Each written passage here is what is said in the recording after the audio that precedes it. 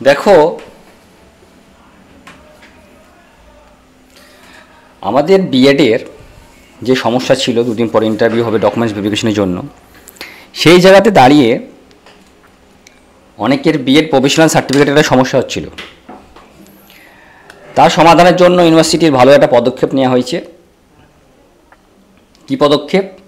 Online platform জারি করা হয়েছে থ্রু ডেডিকেটেড ইমেল। এই ইমেলের মাধ্যমেই এবার থেকে কি করা হবে, তোমরা একটা ফর্ম দিয়েছি, সে ফর্মটা ফিল আপ করবে, দেন ইমেল করবে, তারপরে তোমরা প্রফেশনাল সার্টিফিকেট পাবে। অর্থাৎ 21-23 থেকে শুরু করে যেসব সেশনরা পাওনি তারাই এখন পাবে। বোঝা গেল?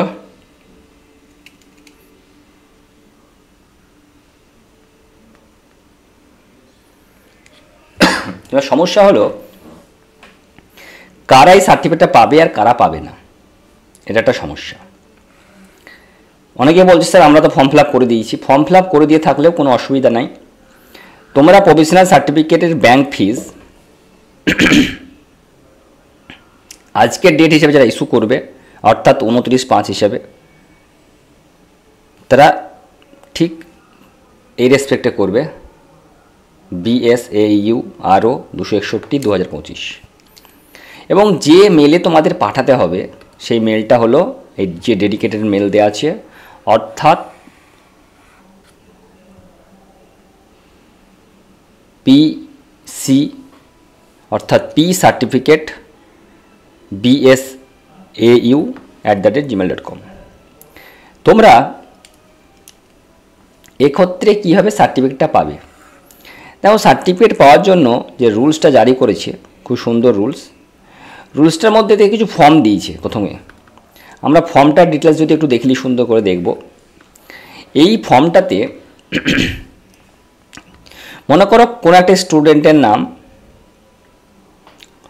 আমি ধরলাম অর্ণব। প্রথমত এটা বড় হাতে লিখবে, সবাই চেষ্টা করবে এটাকে বড় হাতেই লিখবে, ক্যাপিটাল মেনশন করে দিয়েছে ইন ব্লক লেটার, তাই কারোর আমি নাম লিখলাম অর্ণব দাস। তার মেল আইডি লিখলে ornob@gmail.com। তার গার্জেনের নাম লিখলে তার গার্জেনের নাম মনে করলাম সুকুমার দাস বা সুকুর দাস।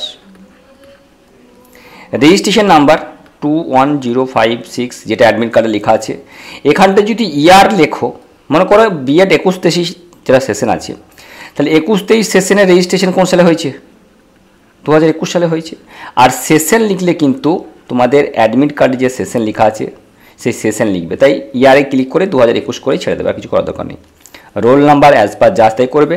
পাসিং ইয়ার 2023 সালে যদি পাস করে থাকো 23 লিখবে, যেই সালে পাস করেছে। অর্থাৎ এই জায়গায় তোমরা তোমাদের যেদিন রেজাল্ট বেরিয়েছে, এই রেজাল্টটাকেই তোমরা হিসাব করে দেখবে যে কবে রেজাল্ট বেরিয়েছে, বা তোমাদের পাসিং সার্টিফিকেট এখনও যদিও দেয়নি সেখানে লেখা থাকতো। ঠিক আছে, বেশ। এরপর তোমরা মেলিং অ্যাড্রেস তোমাদের দেবে, ঠিক আছে, বা রেসিডেন্সিয়াল অ্যাড্রেস। এখানটায় সুন্দর করে নিজের ঠিকানা, ভিলেজ, পোস্ট, PS লেখার পর পিনকোড সঙ্গে ঠিক করে দেবে। দেওয়ার পর মোবাইল নাম্বারটা যেন ঠিকঠাক হয়, কোন কলেজ থেকে পাস করেছো, এবং ডেলিভারি টাইপ তুমি কি চাও। আর্জেন্ট বেসিস হলে আর্জেন্ট ক্লিক করবে, অর্ডিনারি বেসিস হলে অর্ডিনারি ক্লিক করবে। এবং এইখানটায় অর্ণব তার নিজস্ব সই করে এখানে দেবে, ঠিক আছে।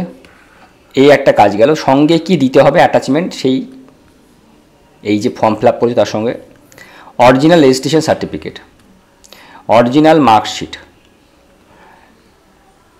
অরিজিনাল অ্যাডমিট কার্ড, এইগুলো দিলে। এটা যদিও 4th সেমিস্টারের অ্যাডমিট কার্ড দেবে, 4th সেমিস্টারের, হ্যাঁ লেখা আছে last examination. Scan copy of receive showing payment, অর্থাৎ যে পেমেন্টটা করেছো সেই পেমেন্টের রিসিপ্টটা। Provisional certificate will be delivered from controller section through dedicated email, এই ইমেলের থ্রুতে পাঠানো হবে। প্রভিশনাল সার্টিফিকেট ফি 500 টাকা যদি উইদিন 1 মাসের মধ্যে, আর যদি তোমরা 700 টাকা পে করো তাহলে উইদিন 7 ডেজের মধ্যে তোমরা পেয়ে যাবে।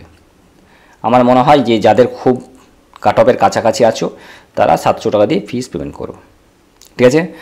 আবার লাস্টে বলছি, ডেডিকেটেড ইমেল বলতে পিস সার্টিফিকেট BSAU@gmail.com। এটা গেল ফর্ম, বেসিক ফর্ম। তাই এই ফর্ম নিয়ে হয়তো তোমাদের সবার কিছু চাপের নাই। আমি এবার যে বিষয় নিয়ে আলোচনা করব সেই বিষয় হলো, অনেকে অনেক রকম মার্কেটে কথা ছড়াচ্ছে, তার মধ্যে একটা কথা খুব মার্কেটে বেশি আসছে যে 10 মার্কসের যে এক্সপিরিয়েন্সের নাম্বার, এই 10 মার্কস এক্সপিরিয়েন্স নাম্বার কারা পাবে বড় একটা কোশ্চেন। আজকে যদিও এই কেসটার শুনানি হয়নি, আজকে একটা কেস ছিল যেই কেসে মেনশন করা ছিল যে সেন্ট্রাল গভর্নমেন্টের যারা কন্ট্রাকচুয়াল টিচার বা যারা টিচার সেন্ট্রাল গভর্নমেন্টের CBSE বোর্ডে হোক বা NVS হোক বা KVS হোক, এরকম কিছু টিচাররা কেস করেছিল যাতে তাদের 10% নাম্বার অর্থাৎ 10 মার্কস দেওয়া হয়। সেই রেসপেক্টে আজকে সৌগত বাবুর এজলাসে এটা মেনশন হয়েছিল যে নাম্বারটা কখন দেওয়া হবে, আগে ইন্টারভিউর আগে না পরে। আমরা দেখলাম কল্যাণবাবু ওখানটায় ইন্টারভিউর আগে না পরে এই নিয়ে তিনি বললেন আমি খুব একটা জানি না, তিনি ব্যাপারটা ক্লিয়ার করতে পারলেন না। কখনো বলছে আগে, কখনো বলছে পরে, কখনো জাজ হ্যাঁ, কখনো না। তো সুদীপ্ত দাশগুপ্ত যিনি উকিল ছিলেন, তো সুদীপ্ত বাবুর কোয়েশ্চেনের পর বেশ কিছু আর্গুমেন্ট হয়, দেন নেক্সট ডেট দেওয়া হয় কত, 4ই নভেম্বর নেক্সট ডেট দেওয়া হয় হিয়ারিংটার। 10 নম্বরের আরও অনেক কেস হয়েছে আমরা জানি, সেগুলো শুনানি 6 তারিখ 10 তারিখ নভেম্বরের এরকম কাছাকাছি একটা করে ডেট এরকম আছে।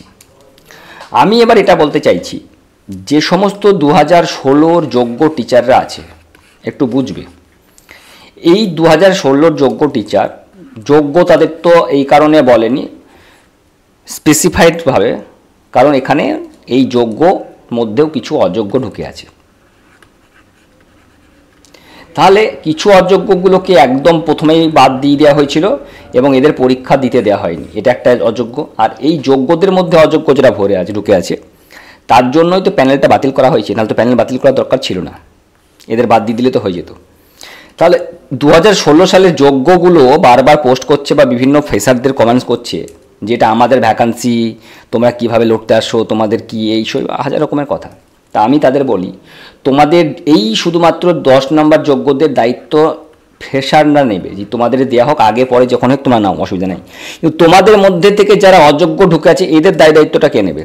তোমরা বের করে দেওয়ার তোমাদের ক্ষমতা আছে? তোমরা বলছো যে 11,000 বা 35,000 ভ্যাকান্সিতে আমরা হয়তো 11,000 বা 14,000 পড়ে থাকলাম, বাকি 22,000 সিট তোমাদের আছে ফ্রেশারদের জন্য।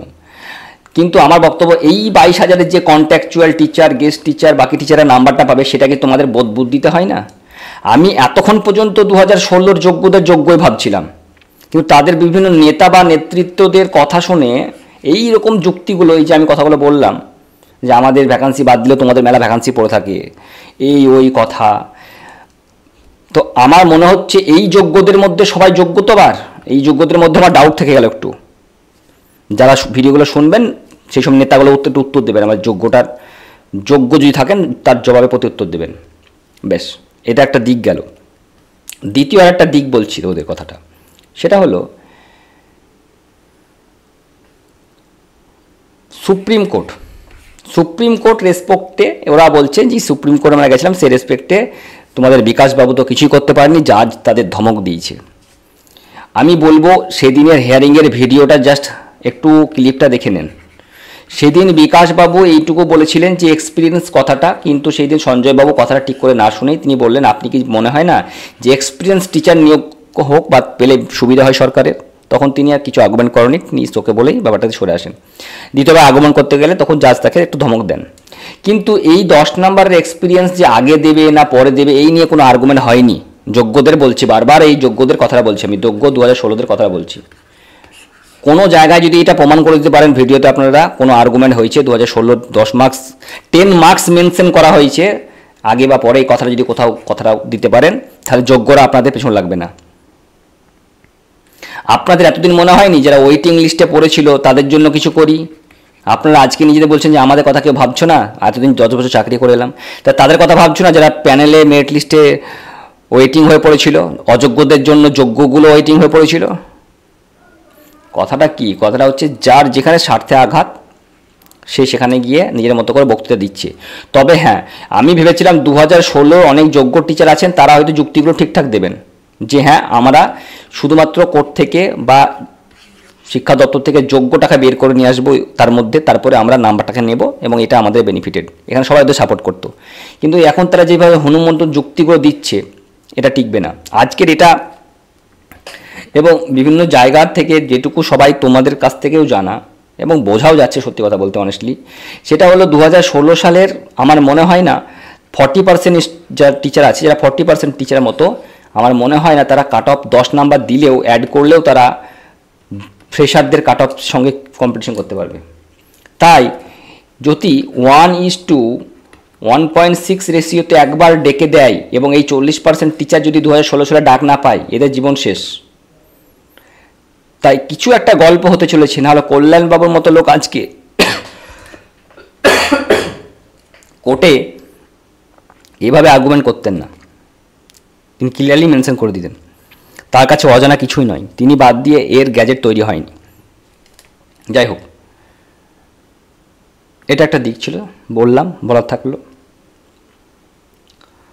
বেশ, তাহলে আমার মূল বক্তব্য হলো 2016 সালের মধ্যে যারা যোগ্য, এই যোগ্যর মধ্যে যারা অযোগ্য ঢুকে আছে তাদের বের করে যদি 10 নম্বর নিতে পারেন তাহলে ডায়লগগুলো মারবেন, আদারওয়াইজ কোনো ডায়লগ মারবেন না, নাহলে নিজেদের অযোগ্য বলে মনে করবেন।